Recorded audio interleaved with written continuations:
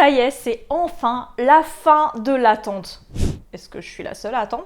On va enfin retrouver notre série préférée Outlander pour sa 6e saison sur Netflix. Donc je me suis dit qu'aujourd'hui c'était le moment idéal pour parler de Tartan. Restez bien jusqu'à la fin de la vidéo parce qu'on va parler de Jamie Fraser et ses copains, mais aussi et surtout d'histoire. Parce que je sais que ça vous plaît et parce que le Tartan, c'est vieux. Et bien plus que Jamie. Bonjour et bienvenue dans ce nouvel épisode de Demande à ta grand-mère. Alors déjà, c'est quoi le tartan? Selon le Scottish Register of Tartans, il s'agit d'un tissage qui comprend 2 ou plusieurs lignes de différentes couleurs. Ces lignes s'alternent et se combinent horizontalement et verticalement pour former un motif à carreaux qui se répète. Traditionnellement, les tartans sont faits de laine, et l'Écosse est connue pour ses moutons d'ailleurs, ils sont pas juste bons à faire du haggis. Le tartan est un des motifs les plus célèbres au monde et il en existe des milliers de toutes les couleurs possibles et imaginables. C'est devenu un classique de la mode aujourd'hui, porté dans le monde entier, pas seulement par les Écossais. Les historiens ont trouvé des traces de tissu à carreaux vieux de plus de 3000 ans sur des momies, mais le tartan tel qu'on le connaît aujourd'hui serait plutôt né au XVIe siècle. La première mention du terme Highland Tartan est retrouvée sur une commande de vêtements du roi d'Écosse James V en 1538. À ce moment-là, c'était le tissu de l'habit traditionnel des Highlands. Ils sont fabriqués localement et teints avec des colorants naturels selon ce qu'ils avaient sous la main. Diverses plantes, matières organiques ou minérales. On associe souvent les tartans avec les clans, ce qui n'est pas faux du tout, je vais y revenir. Mais bien avant ça, c'était plutôt des régions qu'on pouvait détecter selon les couleurs des tartans, puisque comme je viens de le dire, les gens utilisaient des colorants naturels et les ingrédients sont donc spécifiques à des zones géographiques. Il existe d'ailleurs toujours aujourd'hui des tartans qui représentent des régions.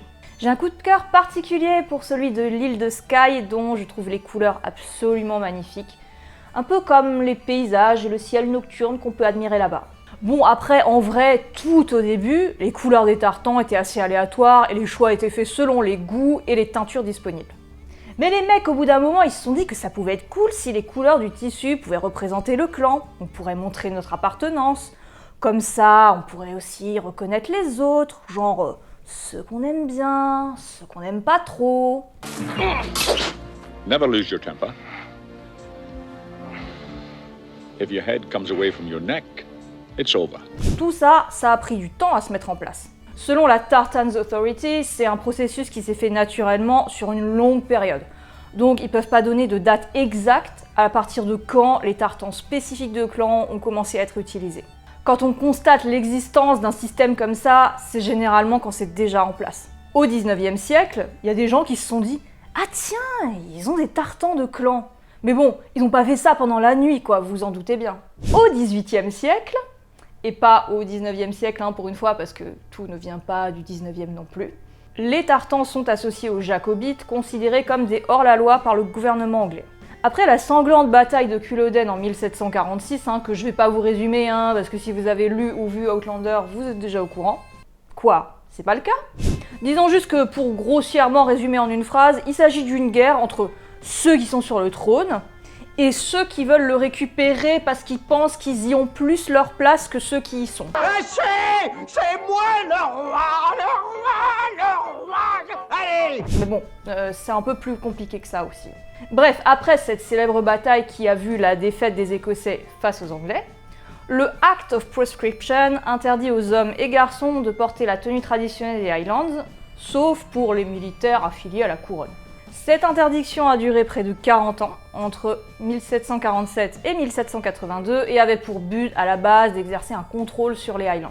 Attention, contrairement à ce qu'on peut souvent lire, ça interdit pas le tartan en lui-même, mais la tenue de Highlander. En gros, le Jamie Fraser fashion avec le kilt, le plaid et tout, t'oublies si tu veux pas de problème avec les lobsterbacks. Bon, même si dans un certain sens, ça revient presque à interdire le tartan, puisqu'il est privé de sa fonction première. Si on n'a pas le droit de le porter, il sert plus trop à grand chose.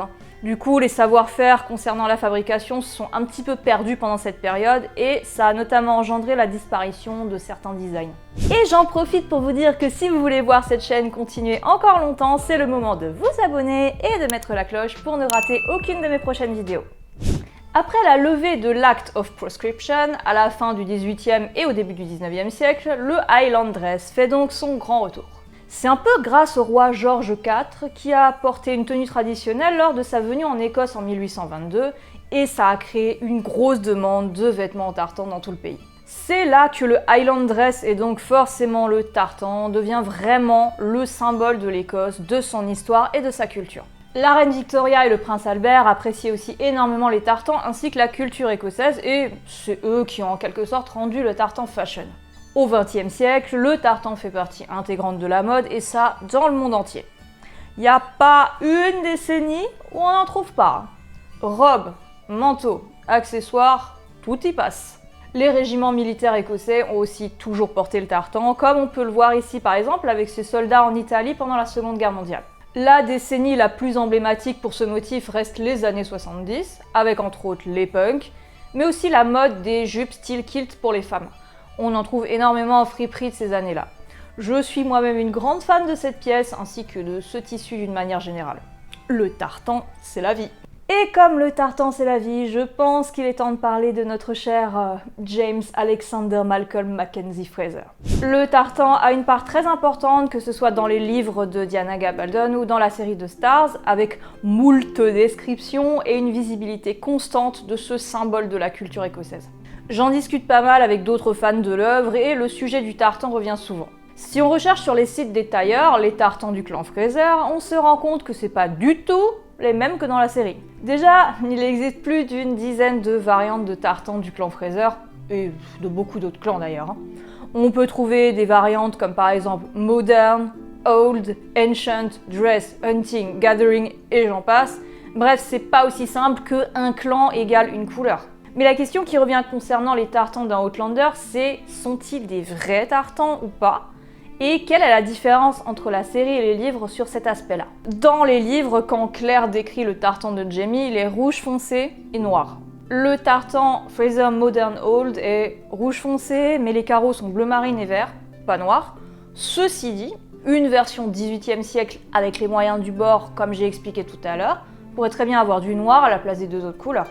C'est d'ailleurs ce genre de tartan qu'on peut voir sur le tableau de la bataille de Culloden par David Morier. Ensuite, si on veut chipoter encore plus, le grand-père de Jaime, c'est Simon Fraser of Lovat, qui a réellement existé au passage. Donc Jaime est un Fraser of Lovat, clan dont la devise est « Je suis prêt ». Et là, c'est encore un autre tartan. Mais bon, il est rouge, avec des carreaux plus foncés. Donc on s'y retrouve. Claire décrira ensuite plus tard, lors de la fameuse scène de la rivière aux États-Unis, que le kilt de chasse de Jaime est marron et bleu. Dans ce cas précis, on est vraiment sur l'idée du Fraser Hunting Weathered. Les teintes weathered sont celles qui représentent des tissus usés par le temps et les éléments, ce qui est sûrement le cas de celui de Jaime puisqu'il le porte beaucoup. Donc maintenant, pourquoi dans la série ils n'ont pas utilisé les vrais tartans? Pour pouvoir faire du merch? Ouais aussi, ça aide. C'est pas la première fois que dans la culture populaire on crée un tartan spécifique. Un des exemples les plus connus est le MacDuck, également enregistré au Scottish Register of Tartans. Ce tartan a été créé par Walt Disney en 1942 et est lié à l'histoire de la célèbre famille de canards Donald et son oncle Picsou, dont les ancêtres sont d'origine écossaise. Et pour revenir à Outlander, la réponse est simple, il y a juste à poser la question à la costumière Terry Dresbach. Si vous avez bien écouté ce que j'ai dit au début de la vidéo, vous allez très vite comprendre. Dans une interview pour le magazine Elle dit que lorsqu'ils ont créé les costumes, elle s'est mise à la place de quelqu'un de l'époque. Elle utilise donc les teintures naturelles disponibles parce qu'à cette époque-là, obtenir les couleurs très vives des tartans modernes aurait coûté extrêmement cher. Et puis bon, Jaime il roule pas trop sur l'or non plus, même si c'est le Laird of la Libror. Ils ont donc créé des nouveaux tartans, comme les gens l'auraient fait en 1743, avec ce qu'ils avaient comme couleur sous la main. Il en est sorti le tartan Outlander en 5 versions créées exclusivement pour la série, fabriquées par Ingles Buchan, donc je vous mets le lien en description. Donc voilà, c'est peut-être pas les vrais tartans qui sont rattachés au clan aujourd'hui, mais d'un point de vue historique, c'est totalement correct, puisque de toute façon, les tartans exacts d'aujourd'hui n'existaient pas encore à l'époque. Et pour couronner le tout, les tartans Outlander, ils ont été officialisés en étant enregistrés au Scottish Register. Donc ce sont des vrais tartans maintenant, tout ce qu'il y a de plus officiel. Par contre, Jaime Fraser, lui, il n'existe pas, à part dans notre imagination. À bientôt pour une prochaine vidéo.